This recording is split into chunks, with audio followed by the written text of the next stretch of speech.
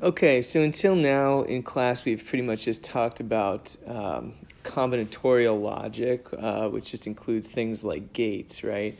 Which we can use to compute things. Okay, so we talked about how to compute the sum of two numbers using gates. So for example, if I have an AND gate and an XOR gate, we talked about how we can generate a sum and a carry. We generate the sum as the XOR between these two inputs, and we generate the carry as the AND between these two inputs, right? So this is great, except the problem is that it doesn't really allow us to remember anything, okay? So once we've generated the sum, we don't really have any place we can store it, okay? So this is, of course, a problem because in computers we need to be able to remember things from instruction to instruction to save information in variables and do more complex computations than just adding two numbers together. Okay. So in this video, we're going to talk about a thing called a flip-flop. Okay, and a flip-flop is basically a digital logic component that allows us to remember things, okay? And the way a flip-flop works is it's basically kind of like a black box. I'll draw it as a box like this, okay? The box sort of has like one input, which we call D, and one output, which we call Q. Okay, I'll draw arrows here to indicate the direction of data flow. So the D is the data input, and Q is the data output. And then we have one input here, it's the third terminal, and this is the clock. So what the clock does, the clock kind of controls what gets remembered by this device. So we have a clock, and generally in any kind of a digital logic system, we represent a clock with this square wave. Okay, so we have time on the x-axis, and we have a binary state of the clock on the y-axis, right? The clock can either have a state of a 1 or a 0, okay? And we have on the x-axis time t. I'll draw that, okay? So what happens with this flip-flop is basically the output changes to whatever the input is every time the clock has a rising edge. So let me just mark the rising edge transitions of the clock like this. These are our rising edges. And what's going to happen is the D input can change, right? The D input can change according to some logic circuit that we built, like an adder or whatever. Okay, but the Q output is not going to reflect that change until the next rising edge of the clock. So let's just show what this looks like here. Okay, so I'm going to have my D input on the next row and the Q output the row below that. So I'll just randomly draw for the D input some binary state for D, right? D changes a little bit, it goes up and down. And then let's figure out what the state of Q is responding to this D. Okay, so we'll assume the Q starts out at 0. So let me just draw a dotted line, a vertical dotted line on every rising edge of the clock. So every time we have a clock rising edge, the D input, which I'll label here immediately before that rising edge, is going to get transferred to the Q output. Okay, so in the first rising edge, okay, let me highlight the first rising edge here. The D input immediately before the clock is 0. So that means that the Q output for the next entire clock cycle is going to be 0. Even though, if you'll notice here, D input changes in the middle of the clock cycle, right? If you can see here, the D input changes in the middle of the clock cycle, but the Q output is not allowed to change until the clock has a rising edge, right? So the next rising edge of the clock is going to be right here. And this is the next time that the Q output has an opportunity to change.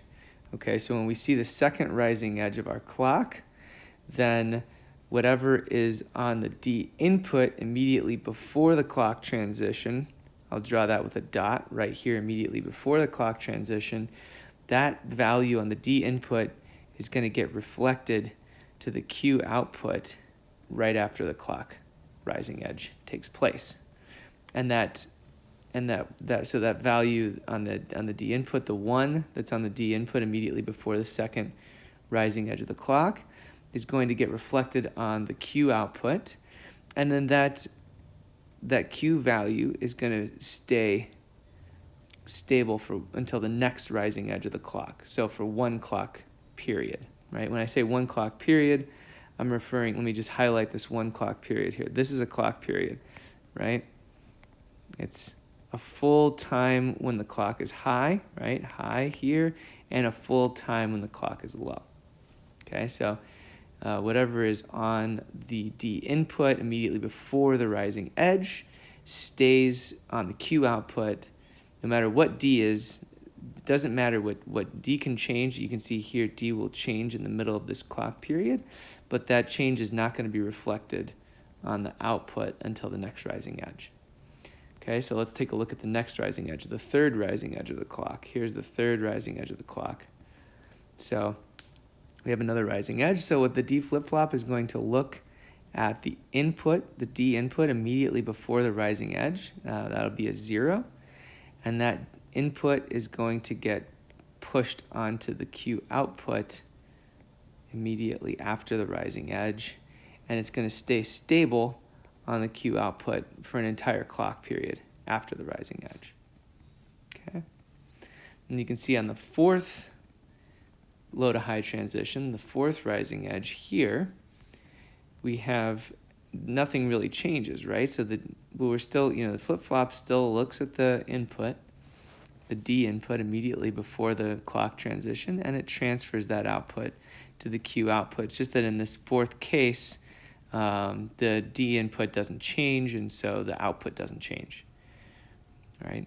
And in the fifth case here, on the fifth rising edge, we have the D input is now a 1 right before the rising edge, and that 1 is going to get transferred to the Q output, and that 1 is going to remain stable throughout the next clock period. Okay, and on the last rising edge here, here's my last rising edge. You can see that between, the fifth and the sixth rising edge, the D input goes low for just a second here, and then it comes back high, right? So the D input changes, but that change is just transitory. It doesn't stay, this 0 on D only stays for just a partial clock period, and then we go from a 1 to a 0 back to a 1, and so the Q output is only going to record the value of D immediately before the rising edge, and that value of D is going to get transferred to the Q output, so that the Q is going to stay at 1. Okay, so this is this might seem kind of stupid and confusing, but this is actually a pretty useful. It's a pretty useful logic element. Okay, what it allows us to do is it allows us to remember a single binary value for 1 clock cycle. Okay, so we talked about this idea of a clock cycle or a clock period. Right, here's 1 clock period. This is the second clock period. Okay, and so what happens is, if you look at the second clock period, the D input right before the second rising edge is a 1, and that value of 1, our D flop can remember that value of 1 for an entire clock period here, right? Our entire period of the clock, okay? And then on the next rising edge, the third rising edge, which takes place right here, then that the D flip-flop then remembers a different value, right? The input value on the next rising edge changes to a 0, and then the D flip-flop then remembers that 0 for the next full period of the clock. That'd be right here. Okay, so we have a memory element here that can remember 1 binary value for 1 clock period. okay? So if we, for example, if we have some adder, I'll draw a 1-bit adder here. Okay, this is an adder.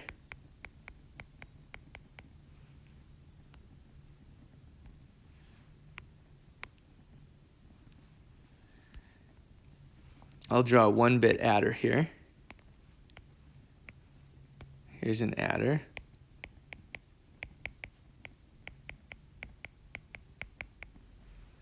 Okay, so I have a 1-bit A input and a 1-bit B input. And let's say I have a 1-bit S sum output. Okay, well I can take that sum output and I can send it to a D flip-flop, right? Thing we were just talking about, right? And I'll put a clock in there. Okay, and this D flip-flop can remember the sum output for 1 clock cycle. Okay, and so basically this is like a memory element that allows us to remember the sum that was computed by our adder, but we can only remember it for 1 clock cycle. Okay, so this is sort of problematic, right? So if I'll go to Newegg and I will take a look at the CPUs that you can buy from Newegg. Look at desktop processors.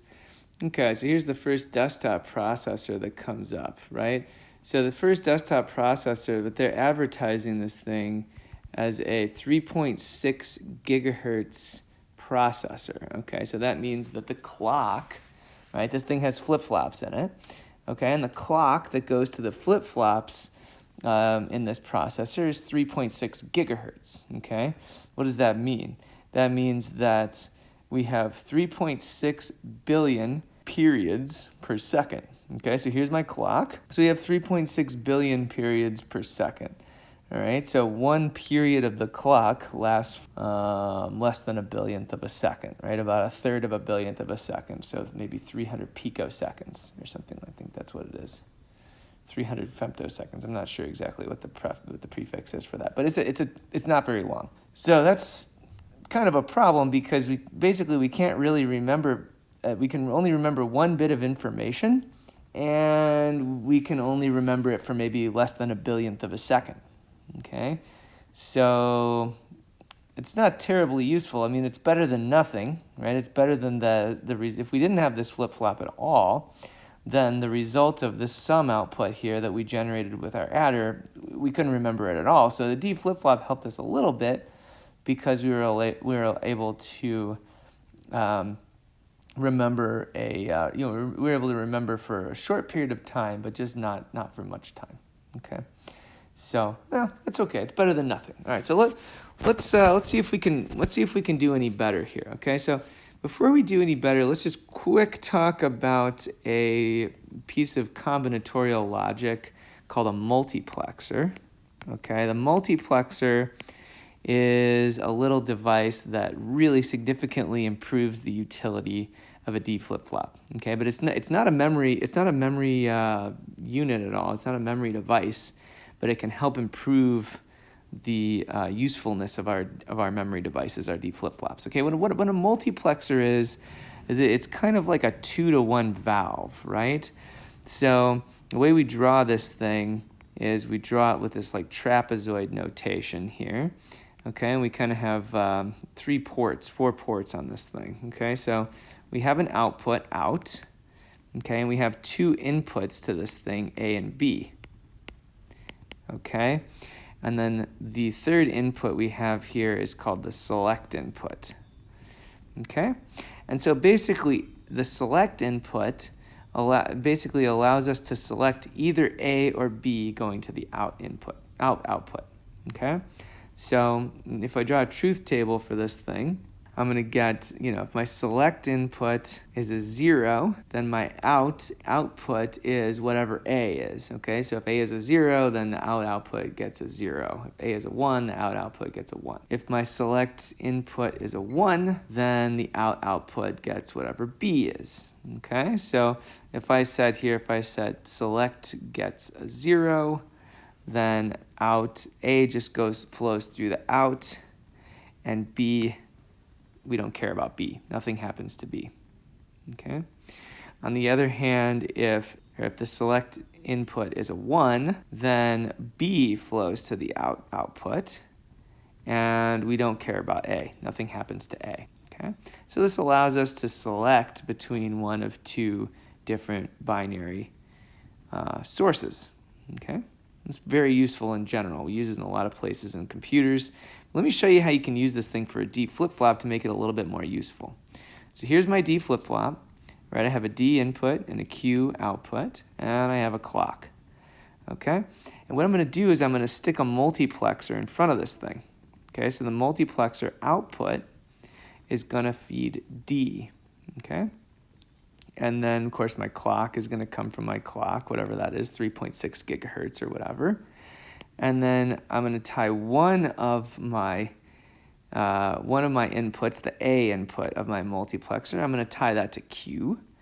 And then the B input of my multiplexer, I'm going to tie that to the, well, I'll call that the in port. Okay, this is my input. And then the select input to my multiplexer, this is going to be, we'll just say it's the select input.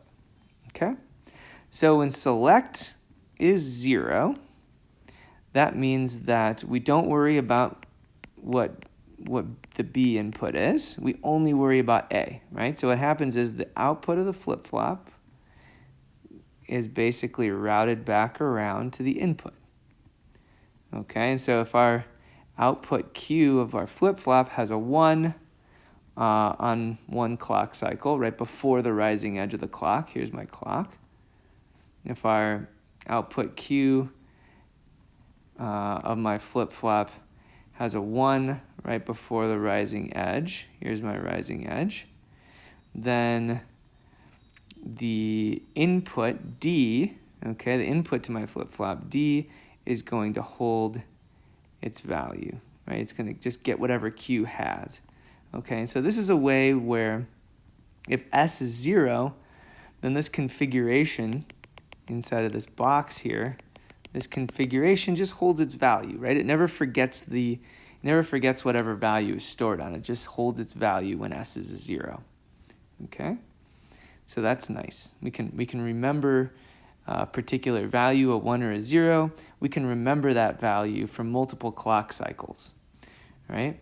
Now, if on the other hand we change our S input, and let's say we change our S input to be a 1, we don't worry about the A, because if S is a 1, A gets ignored, and the input goes to D. Okay, our input port flows through the B input of our multiplexer over to the D input of our flip-flop. So here, let me draw my S port. As long as S is a 0, then this memory cell is gonna hold its value. When S becomes a 1, let me just draw a dotted line here on this rising edge. Let's say the input is a 0, right? When S becomes a 1 for one rising edge here, for one clock period, then basically what's going to happen is, as long as S is a 1, the B input to our B input is going to get routed over to the D input of our flip-flop, okay? So S becomes a 1, so the input, which now I've drawn as being a 0 here on my timing diagram, all of a sudden, as soon as S becomes a 1, then D gets whatever the input is. And so that's going to stay same as our input there. And then on the next rising edge of the clock, here is our next rising edge of the clock on my dotted line. Then Q is going to change, and Q is going to latch the value of our input. Okay, so now Q on the next rising edge latches our input value, and we're going to then remember that input value indefinitely, basically, until the S input becomes a 1 again. Okay, so this is a way that allows us to selectively remember a value that's being held in our D flip-flop. Or if we want to latch a new value into the D flip-flop, we can do that by routing that new value through the B input of our multiplexer. Okay? And typically, we will think about this, what we call this thing, there's a name for this configuration. This configuration is called a register. Okay? And when we talk about a register, we usually don't call this select input select. We usually call it write enable. Okay? So when write enable is a 1, it allows us to write a new value to our register. When write enable is a 0, we just hold on to our old value indefinitely, right? And the key feature of this thing is that when write enable is a 1, basically what happens is we latch a new input value on every rising edge of our clock, right? The new input value doesn't get latched to the Q output value immediately. The new input value only gets latched to the Q output value on the next rising edge of the clock. Okay, let's do, we'll do one more example of this because it is a little bit convoluted. Okay, so I'll say in/B, okay? All right, so in is the same thing as B on our flip-flop right here. And D, right, this is the same thing as the output port of our flip-flop. Okay, so I'll say D/out, right? These are the same thing. D and out are the same thing, right? So our clock's going up and down. Okay, so let's start out, and we'll assume that when we start, we'll initialize the register value to 0, okay? And if the register's value is initialized to 0, then our D/out is also initialized to 0, right? So this guy, Q, is 0, and because, and then also we'll say that our D must also be 0, okay? And our select input, which I will relabel as write enable, we'll say that starts out as a 1, okay? So we'll say write enable starts out as a 1. Okay, so now this is our initial state, right? The state of the flip-flop, or the state of the register, when we talk about the state of the register, we're talking about the Q output of the register. Okay, this is called when we talk about the state of the register, this is the state. Okay? All right, so the state of the register is initialized to 0. And the D, we'll say D is initialized to 0. Okay? Okay, but write enable has the value of 1. Okay, so that means that write enable is allowing the input, whatever the input is, to come and be fed to the D input here. Okay, so write enable is a 1, Q is a 0, and D is a 0. Okay, so in order for D to be a 0, that means that the input must also be a 0. So I'll say that our input is a 0 here. Okay. Okay. So let's suppose that this state continues through.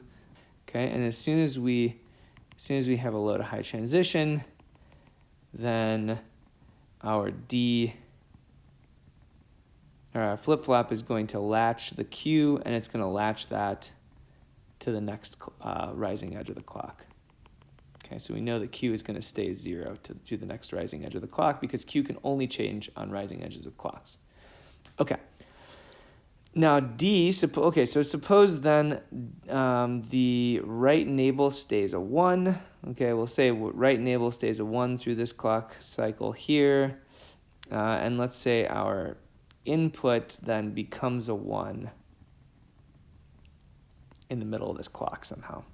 Okay, so our input now at this clock edge that I'm highlighting here, I will highlight it here. Now I'm going to erase all of the states on the diagram, and I'm going to draw new states about what's happening at this rising edge of the clock. Okay, so at this rising edge of the clock, our Q is a 0. Okay, so Q is 0. D out, we don't know yet. All right, let's come back to that in a second. Write enable is a 1. Okay, and our input is also a 1. Okay, so our write enable is a 1, means that the multiplexer is directing the input through the multiplexer through port B to the D input of our flop. Okay, so basically as soon as our input changes from a 0 to a 1, I'll highlight that right here, right? As soon as this happens, right, then our D input on our flip-flop is also going to change at pretty much at the same time. Okay, so our D input basically just follows the input or the B input to the multiplexer, because the write enable signal here on my selector is basically forcing the multiplexer's output value to follow the B input value. Okay, and so then as soon as we have our next rising edge of our clock, which I've highlighted in yellow, then what's going to happen is the value that's on D is then going to get reflected over to the Q output, and Q is going to change to a 1. And that state on Q is basically going to stay there until the next rising edge of the clock. So let me highlight that, right? So as soon as we have a rising transition on our clock, we're going to have a change in state of our flip-flop, and that change of state is going to persist through the next clock period, which I will just draw right here. Okay, great. So now, once that change of state happens on our clock, then what happens to the A input, right? So let me come up here and just highlight what's going on the A input. I'll highlight it in red, right? So Q output is a 1, okay? And that Q output is going to get directed back to our multiplexer.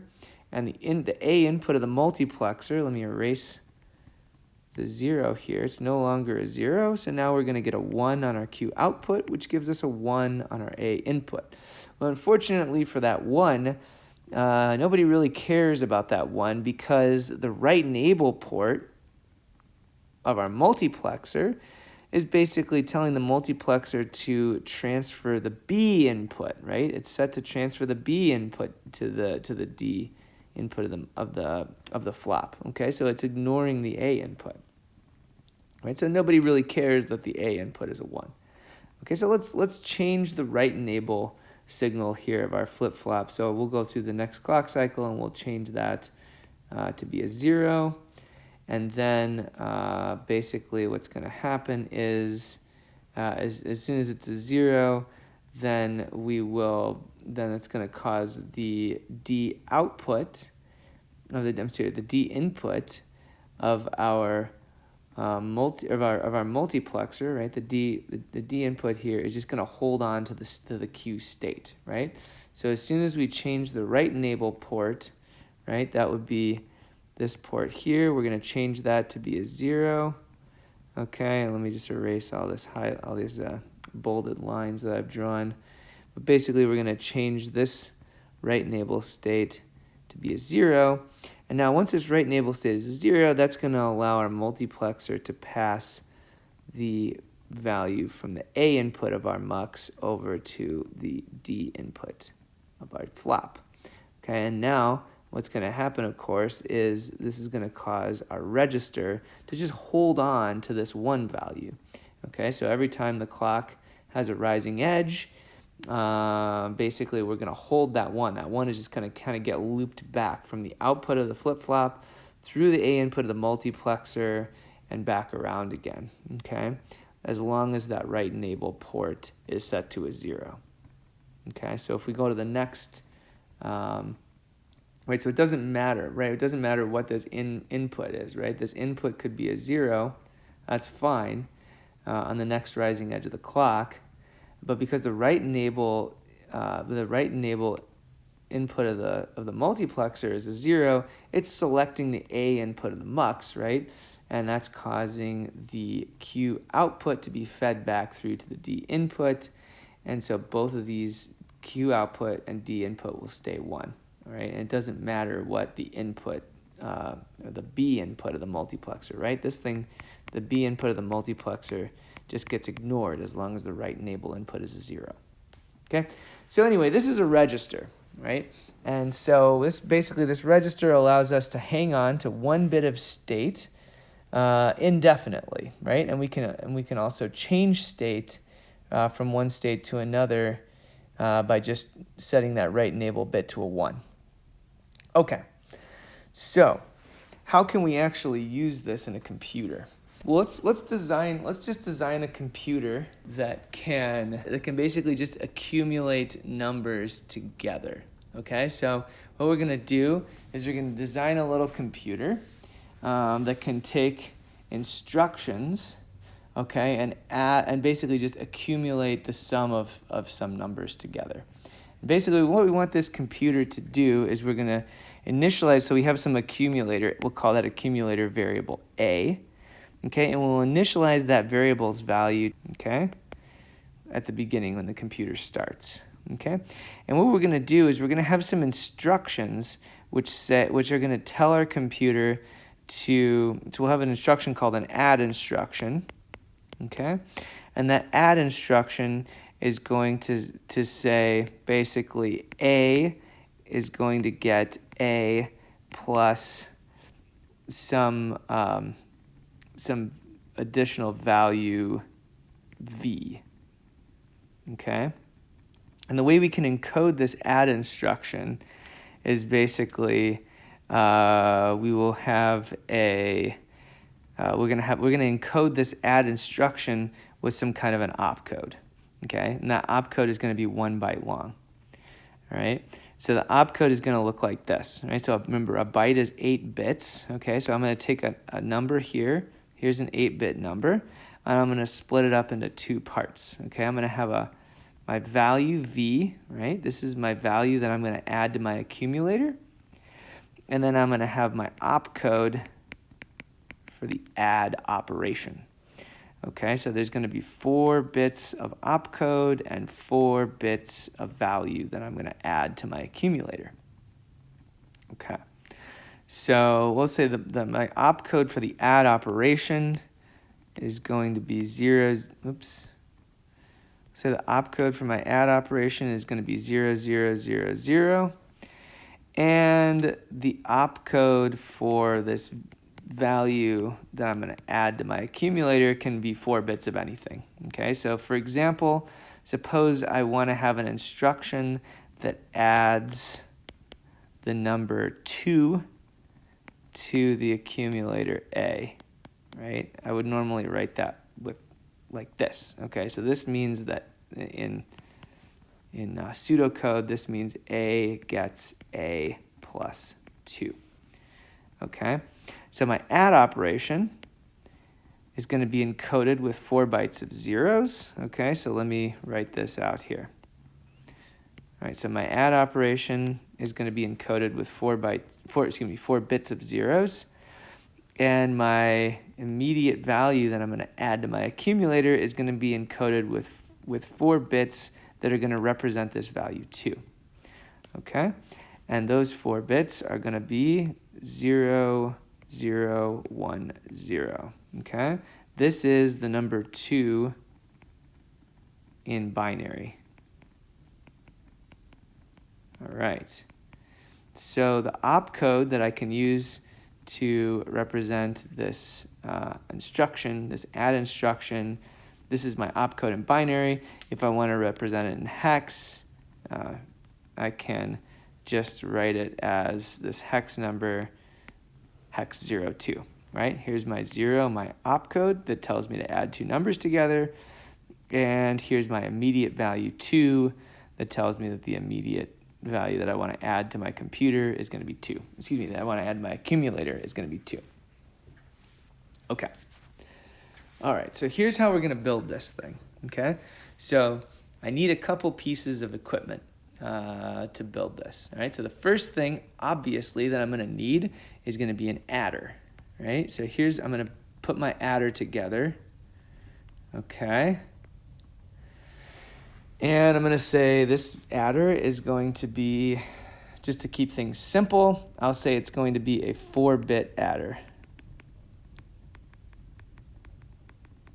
All right, this is my 4-bit adder. Okay, so if I look to see what this thing does, right? This adder is gonna add two numbers together. Here's, so if you look at the inputs to the adder, here's the adder right here, right? The adder operates on 2 inputs, right? This is the input 1 is the old value of the accumulator, the old value of the variable, right? This is input 1.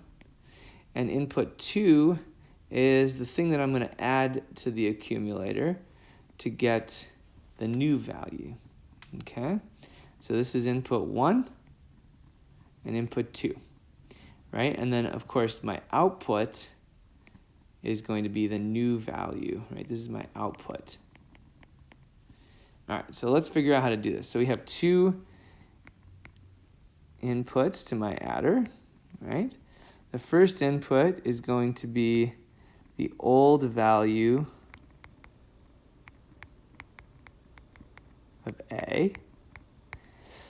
And the second input is going to be my immediate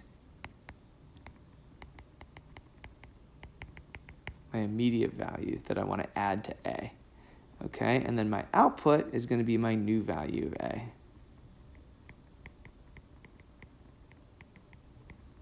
Perfect.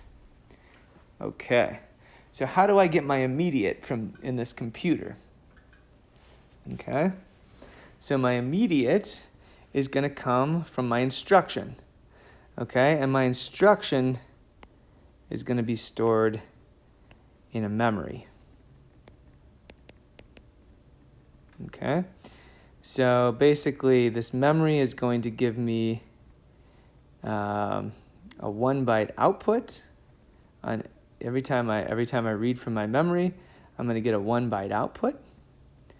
And that output, the low order 4 bits of that output, right? That's this part of the instruction are going to become my immediate value, right? So that's I'll say that's instruction 3 down to 0. Okay, so this is the low order 4 bits of my instruction. Okay, all right, so that's where my immediate value comes from. It's encoded in the instruction. And then basically so now somehow I need to hold on to the old value of A. Okay, all right, so basically every time I add to A, I need to remember that new value of A. Okay, and what I want to use for that is a register. Okay, so I'm going to basically take a register and I'm going to put, this is basically going to be, well, I'll draw it. It's going to be 4 of these D flip-flop things. Okay, so I have a D flip-flop 4 times. Okay, so this is going to be bit 0, bit 1, bit 2, and bit 3 of my result. This is my accumulator right here. This is a 4-bit number here. So of course we're going to take bit 0 from this thing and we're going to send it to the D input of our bit 0 flip-flop. We're going to take bit 1 and send it to the D input of our bit 1 flip-flop. Bit 2 is going to go to the D input of our accumulator, and so on. Okay? So here's my set of flip-flops, which I'm going to use to store my result. Okay. And then the output of this thing, the Q outputs of these registers here, these are all going to be the current value of the accumulator, right? Okay, so I can group these together into a 4-bit number. I'll show you how to do this later. And I can take that 4-bit number and I can pipe it into the adder. Okay?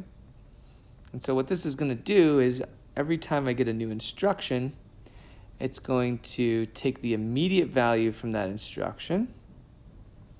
It's going to add it to the current value of the accumulator. And it's going to take that result and it's going to put the result into the new value of the accumulator. Okay? So we just have a 4-bit number here. All right, well, let's move over to Circuitverse, and I will demonstrate how to do this in Circuitverse on real hardware.